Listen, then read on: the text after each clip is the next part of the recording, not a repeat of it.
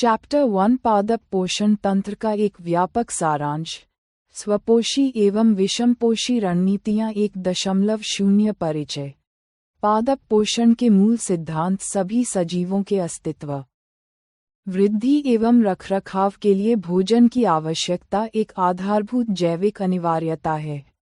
ये सारांश पादपों द्वारा विकसित विविध पोषण रणनीतियों का विश्लेषण करता है, जो मुख्य रूप से स्वपोषी और विषमपोषी तंत्रों में विभाजित हैं।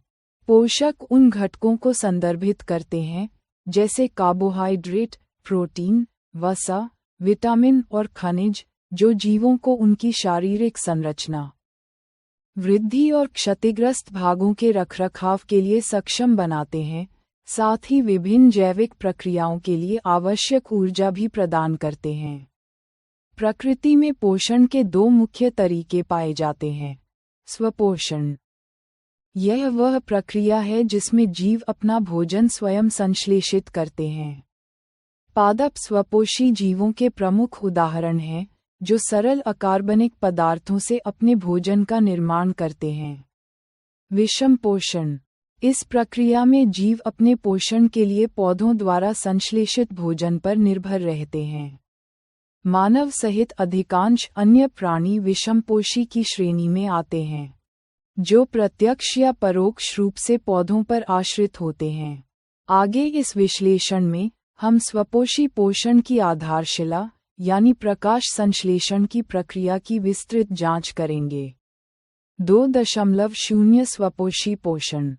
प्रकाश संश्लेषण की केंद्रीय भूमिका। प्रकाश संश्लेषण पृथ्वी पर सबसे महत्वपूर्ण जैव रासायनिक प्रक्रियाओं में से एक है, जो पौधों में स्वपोषी पोषण के प्राथमिक तंत्र के रूप में कार्य करती है। पारिस्थितिक दृष्टिकोण से ये प्रक्रिया अधिकांश खाद्य श्रृंखलाओं की नींव है, जो लगभग सभी सजीवों के लिए ऊर्जा का अंतिम स्रोत है। प्रकाश संश्लेषण की क्रियाविधि पत्तियां पौधों की खाद्य फैक्ट्रियां कही जाती हैं, जहां भोजन का निर्माण होता है। इस प्रक्रिया के लिए आवश्यक कच्ची सामग्री में जल, खनिज और कार्बन डाइऑक्साइड शामिल हैं। इन सामग्रियों का परिवहन और ग्रहण एक सुनियोजित तंत्र के माध्यम से होता है। जल और खनिज जड़ों द्वारा मिट्टी से अवशोषित किए जाते हैं और वाहिकाओं के एक सतत मार्ग के माध्यम से पत्तियों तक पहुंचाए जाते हैं। वायु में उपस्थित कार्बन डाइऑक्साइड पत्तियों की सतह पर मौजूद सूक्ष्म छिद्रों, जिन्हें रंध्र कहा जाता है, के माध्यम से प्रवेश करती है। ये रंध्र द्वार कोशिकाओं से घिरे होते हैं, जो गैसों के विनिमय को नियंत्रित करती हैं। पत्तियों में मौजूद हरे वर्णक क्लोरोफिल की भूमिका अत्यंत महत्वपूर्ण है। ये सौर ऊर्जा को ग्रहण करने का कार्य करता है, जो इस पूरी प्रक्रिया को संचालित करती है। रासायनिक प्रक्रिया एवं उत्पाद। प्रकाश संश्लेषण की रासायनिक प्रक्रिया को निम्नलिखित समीकरण द्वारा दर्शाया जा सकता है। कार्बन डाइऑक्साइड जोड़ जल, सूर्य का प्रकाश, क्लोरोफिल, कार्बोहाइड्रेट जोड़ ऑक्सीजन। इस प्रक्रिया के उत्पादों का विश्लेषण करने पर यह स्पष्ट होता है कि कार्बोहाइड्रेट का निर्माण होता है, जो अंततः मंड या स्टार्च के रूप में संग्रहीत हो जाता है। इसके साथ ही ऑक्सीजन एक सह उत्पाद के रूप में निर्मुक्त होती है। पारिस्थितिक महत्व। पृथ्वी पर जीवन के लिए प्रकाश संश्लेषण का प्रभाव गहरा और अपरिहार्य है। प्रकाश संश्लेषण की अनुपस्थिति में पृथ्वी का वायुमंडल ऑक्सीजन रहित होता, ऊर्जा का प्रवाह खाद्य श्रृंखलाओं में प्रवेश नहीं कर पाता और बहुकोशिकीय जीवन का अस्तित्व ही संभव नहीं होता। ये केवल एक प्रक्रिया नहीं, बल्कि पृथ्वी पर जीवन की संरचनात्मक और कार्यात्मक आधारशिला है। हरी पत्तियों से परे प्रकाश संश्लेषण। यद्यपि प्रकाश संश्लेषण मुख्य रूप से हरी पत्तियों में होता है, ये पौधों के अन्य हरे भागों, जैसे कि तनों में भी संपन्न हो सकता है। यह एक महत्वपूर्ण अनुकूलन है जो विशेष रूप से मरुस्थलीय पौधों में देखा जाता है, जहां वाष्पोत्सर्जन द्वारा जल क्षय को कम करने के लिए पत्तियां शूल रूपी कांटों में रूपांतरित हो जाती हैं और हरा तना प्रकाश संश्लेषण का कार्य करता है। इसके अतिरिक्त लाल, भूरे या अन्य रंगों की पत्तियों में भी क्लोरोफिल मौजूद होता है, लेकिन अन्य वर्णक उसके हरे रंग को ढक देते हैं। ये पत्तियां भी प्रकाश संश्लेषण करने में सक्षम होती हैं। शैवाल जैसे जीव भी क्लोरोफिल युक्त होते हैं और इस प्रक्रिया द्वारा अपना भोजन स्वयं बनाते हैं। यद्यपि प्रकाश संश्लेषण पोषण का प्रमुख माध्यम है, कुछ पौधों ने पोषक तत्वों को प्राप्त करने के लिए वैकल्पिक, विषमपोषी विधियों को विकसित किया है। 3.0 पादपों में विषमपोषी पोषण की वैकल्पिक रणनीतियां कुछ पौधों में क्लोरोफिल की कमी होती है, जिसके कारण वे अपना भोजन स्वयं संश्लेषित नहीं कर सकते। ये पौधे जीवित रहने के लिए विषमपोषी रणनीतियों का उपयोग करते हैं और अन्य जीवों से पोषक तत्व प्राप्त करते हैं। इस खंड में ऐसी ही विभिन्न रणनीतियों का विश्लेषण किया गया है। 3.1 परजीवी पोषण, पैरासिटिक न्यूट्रिशन। परजीवी पोषण में एक पौधा, परजीवी, दूसरे जीवित पौधे, परपोषी, से अपना पोषण प्राप्त करता है। इसका एक प्रमुख उदाहरण अमरबेल है। अमरबेल में क्लोरोफिल नहीं होता और यह पीले रंग की धागेनुमा संरचना के रूप में परपोषी वृक्ष के तने और शाखाओं से लिपट जाती है। पारिस्थितिक रूप से ये परजीवी अपने परपोषी पौधे को मूल्यवान पोषक तत्वों से वंचित कर देता है, जिससे मेजबान पौधे को गंभीर हानि पहुंचती है। 3.2 कीट भक्षण। पोषक रहित मृदा के लिए एक अनुकूली रणनीति। यह एक अनूठी पोषण रणनीति है जिसमें पौधे कीटों का भक्षण करते हैं। घटपर्णी इसका एक उत्कृष्ट उदाहरण है। इस पौधे की पत्ती एक घड़े जैसी संरचना में रूपांतरित हो जाती है, जिसके शीर्ष पर एक ढक्कन होता है। घड़े के भीतर नीचे की ओर झुके हुए रोम होते हैं, जो किसी भी कीट को अंदर फंसा लेते हैं। इसके बाद घड़े में मौजूद पाचक रसों द्वारा कीट का पाचन हो जाता है। ये पौधे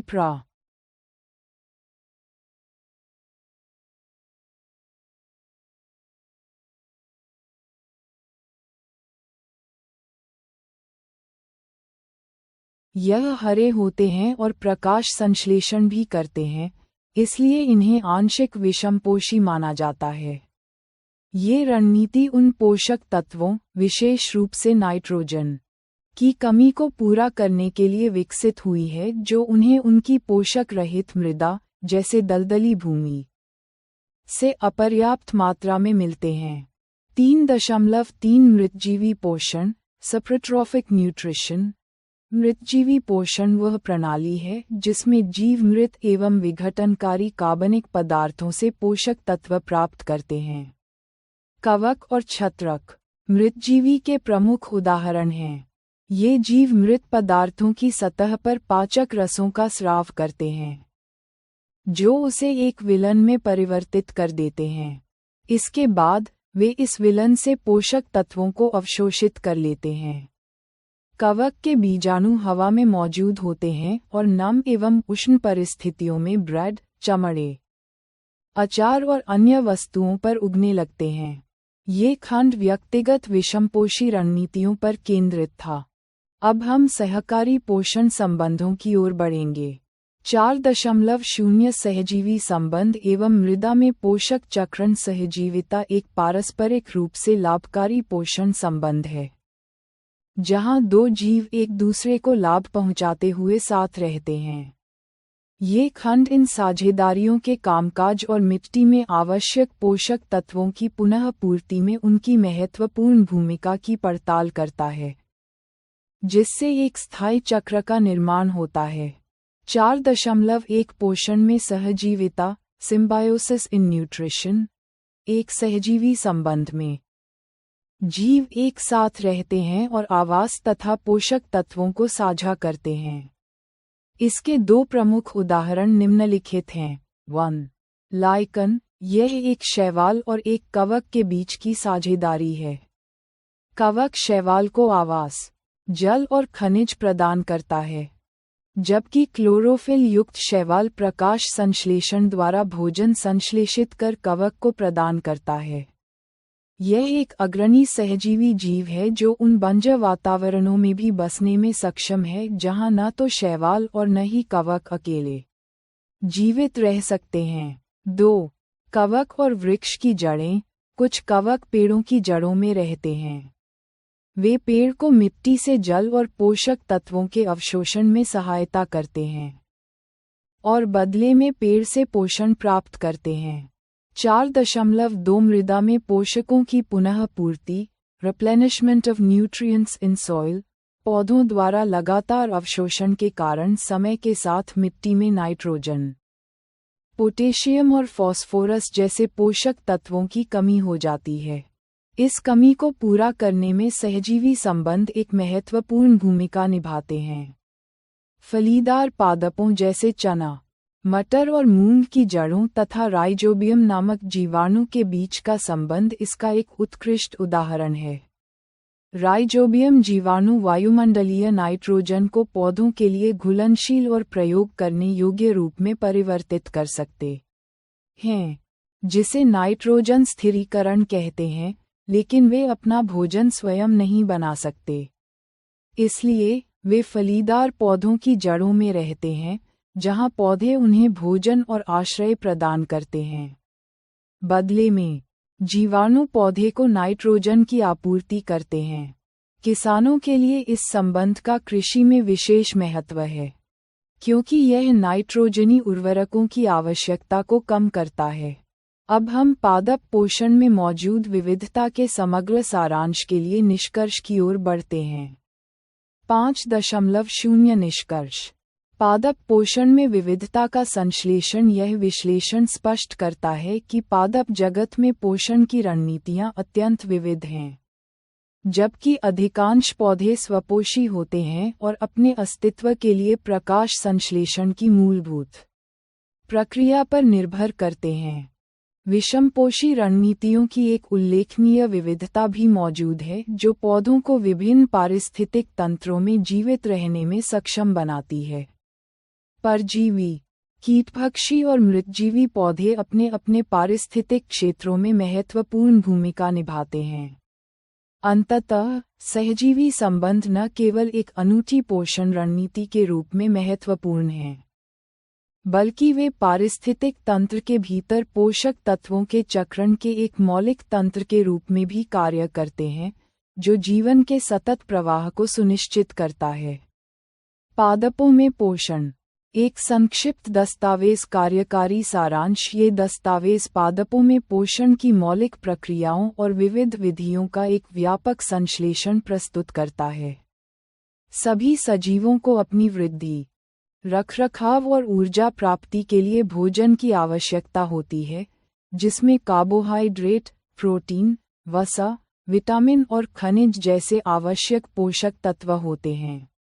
पादप मुख्य रूप से स्वपोषी होते हैं, जो प्रकाश संश्लेषण नामक एक अनूठी प्रक्रिया के माध्यम से अपना भोजन स्वयं बनाते हैं।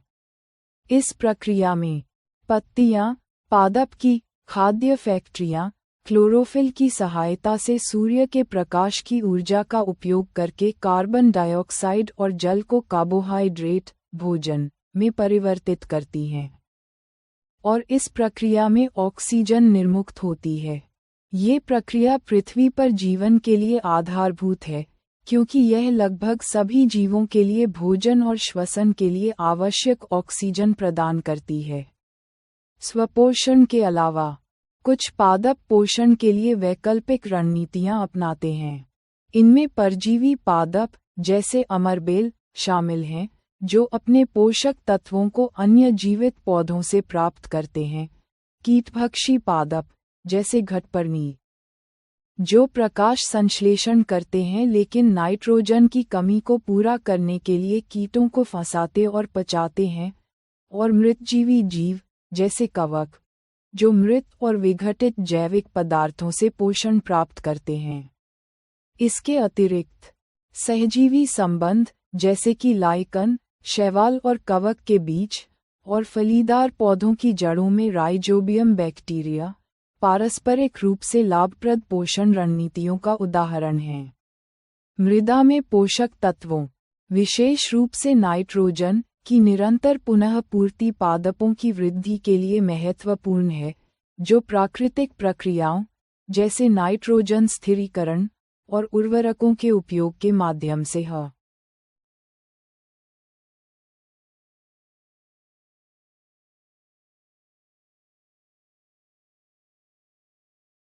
होती है। विस्तृत विश्लेषण पोषण की आवश्यकता और प्रकार सभी जीवों को भोजन की आवश्यकता होती है।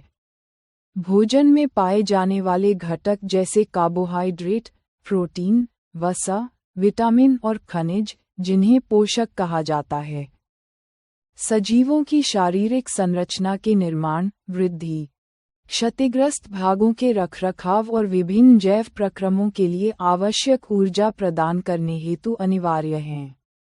पोषण की विधि के आधार पर जीवों को दो मुख्य श्रेणियों में वर्गीकृत किया गया है। स्वपोषी, ऑटोट्रोफ्स, वे जीव जो अपना भोजन स्वयं संश्लेषित करते हैं। हरे पादप इस श्रेणी में आते हैं। पोषण की इस विधि को स्वपोषण कहा जाता है। विषमपोषी, हेटेरोट्रोफ्स, वे जीव जो पादपों द्वारा संश्लेषित भोजन पर प्रत्यक्ष या परोक्ष रूप से निर्भर रहते हैं। मनुष्य सहित सभी जंतु और अधिकांश अन्य जीव विषमपोषी हैं। प्रकाश संश्लेषण, पादपों की खाद्य निर्माण प्रक्रिया। प्रकाश संश्लेषण वह प्रक्रिया है जिसके द्वारा हरे पादप अपना भोजन बनाते हैं। ये पृथ्वी पर एक अद्वितीय प्रक्रम है जो जीवन को बनाए रखता है। प्रक्रिया के घटक। प्रकाश संश्लेषण के लिए निम्नलिखित 4 चीजें अनिवार्य रूप से आवश्यक हैं। 1. सूर्य का प्रकाश, यह ऊर्जा का चरम स्रोत है। सौर ऊर्जा को पत्तियों द्वारा संग्रहीत किया जाता है। 2. क्लोरोफिल, पत्तियों में मौजूद एक हरा वर्णक जो सूर्य के प्रकाश की ऊर्जा को ग्रहण करने में सहायता करता है। 3. कार्बन डाइऑक्साइड, वायुमंडल से पत्तियों की सतह पर मौजूद सूक्ष्म रंध्रों, स्टोमेटा, के माध्यम से प्राप्त की जाती है। ये रंध्र द्वार कोशिकाओं द्वारा घिरे होते हैं। 4. जल एवं खनिज, जड़ों द्वारा मृदा से अवशोषित किए जाते हैं और वाहिकाओं के माध्यम से पत्तियों तक पहुंचाए जाते हैं, जो जड़ से तने और शाखाओं तक एक सतत मार्ग बनाती हैं। प्रक्रिया और उत्पाद। प्रकाश संश्लेषण के दौरान क्लोरोफिल युक्त कोशिकाएं सूर्य के प्रकाश की उपस्थिति में कार्बन डाइऑक्साइड और जल का उपयोग करके कार्बोहाइड्रेट का संश्लेषण करती हैं। इस प्रक्रिया में ऑक्सीजन एक सह उत्पाद के रूप में निर्मुक्त होती है। समीकरण। कार्बन डाइऑक्साइड जोड़ जल, सूर्य का प्रकाश, क्लोरोफिल, ग्रेटर दैन कार्बोहाइड्रेट जोड़ ऑक्सीजन, उत्पाद। संश्लेषित कार्बोहाइड्रेट अंततः मंड, स्टार्च, के रूप में पत्तियों में संग्रहीत हो जाता है। स्टार्च की उपस्थिति प्रकाश संश्लेषण के संपन्न होने का प्रमाण है। उत्पादित ऑक्सीजन का उपयोग सभी जीवों द्वारा उत्तरजीविता के लिए किया जाता है। प्रकाश संश्लेषण का महत्व। प्रकाश संश्लेषण की अनुपस्थिति में पृथ्वी पर जीवन असंभव होगा। ये लगभग सभी जीवों के लिए भोजन का प्राथमिक स्रोत है। यह वायुमंडल में ऑक्सीजन का उत्पादन करता है, जो सभी सजीवों के श्वसन के लिए परम आवश्यक है। मरुस्थलीय पादपों में वाष्पोत्सर्जन को कम करने के लिए पत्तियां शल्क या शूल रूपी हो जाती हैं और उनके हरे तने प्रकाश संश्लेषण का कार्य करते हैं। विभिन्न रंगों, लाल, भूरे, बैंगनी, की पत्तियों में भी क्लोरोफिल होता है, लेकिन अन्य वर्णक हरे रंग को ढक देते हैं और इनमें भी प्रकाश संश्लेषण होता है। स्वागत है। पादपों में पोषण की विविध विधियां। अधिकांश पादप स्वपोषी होते हैं, लेकिन कुछ पादप पोषण की अन्य प्रणालियों पर निर्भर रहते हैं। परजीवी पोषण, पैरासिटिक न्यूट्रिशन। कुछ पादपों में क्लोरोफिल नहीं होता है और वे अपना भोजन स्वयं नहीं बना सकते। ये पादप पोषण के लिए अन्य पादपों पर निर्भर रहते हैं। उदाहरण: अमरबेल, कस्कुटर एक पीले रंग का तने वाला परजीवी पादप है। प्रक्रिया, ये जिस पादप पर आरोहित होता है उसे परपोषी होस्ट कहते हैं। अमरबेल परपोषी से तैयार भोजन चूसकर उसे अमूल्य पोषकों से वंचित कर देता है। कीटभक्षी पादप इंसेक्टिवरस प्लांट्स कुछ पादप कीटों को पकड़कर उन्हें पचा सकते हैं। ऐसे पादपों को कीटभक्षी कहा जाता है।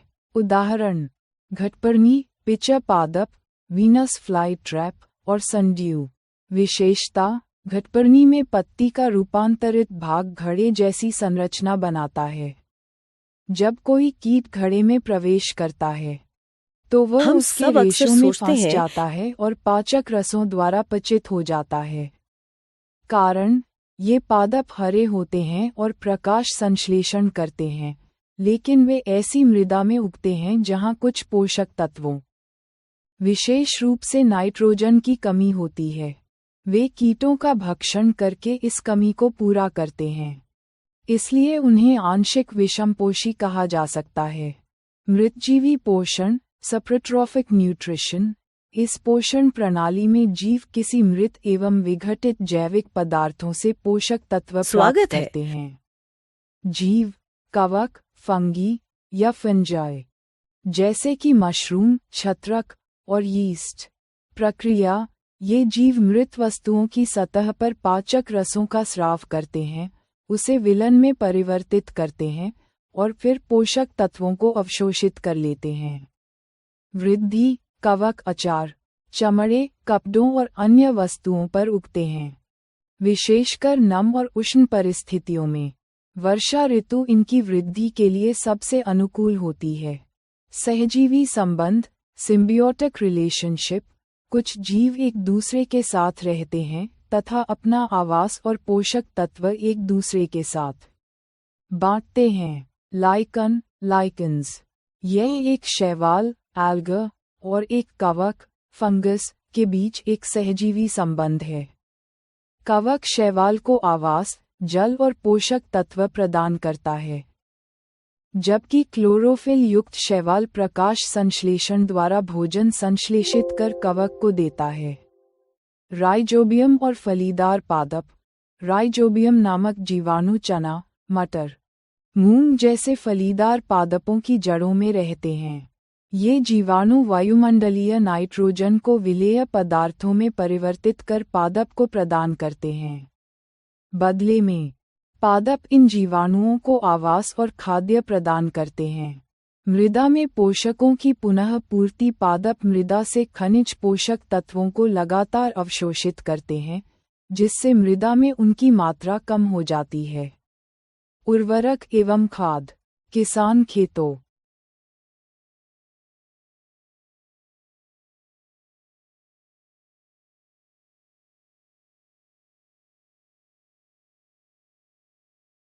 में उर्वरक और खाद मिलाते हैं जिनमें नाइट्रोजन, पोटेशियम और फास्फोरस जैसे पोषक तत्व प्रचुर मात्रा में होते हैं, ताकि मृदा की उर्वरता बनी रहे। प्राकृतिक पुनः पूर्ति, फलीदार फसलों को उगाने से मृदा में नाइट्रोजन की प्राकृतिक रूप से पुनः पूर्ति होती है, क्योंकि राइजोबियम जीवाणु नाइट्रोजन स्थिरीकरण करते हैं। इससे किसानों को इन फसलों के लिए नाइट्रोजनी उर्वरक की आवश्यकता कम पड़ती है।